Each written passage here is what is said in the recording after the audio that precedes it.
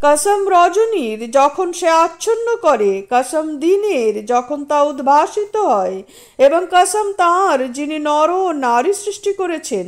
তোমাদের কর্মপ্রচেষ্টা অবশ্যই বিভিন্ন প্রকৃতির, সুতরাং কেউ দান করলে সে মুত্তাকি হলে এবং যা উত্তম তা সত্য বলে গ্রহণ করলে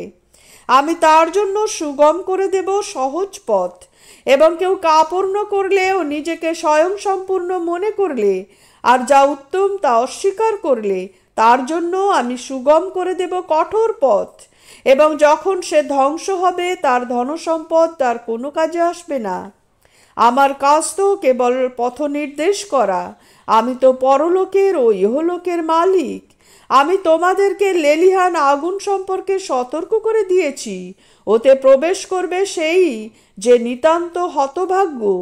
যে অস্বীকার করে ও মুখ ফিরিয়ে দেয়, আর তা হতে দূরে রাখা হবে পরম মুত্তাকিকে,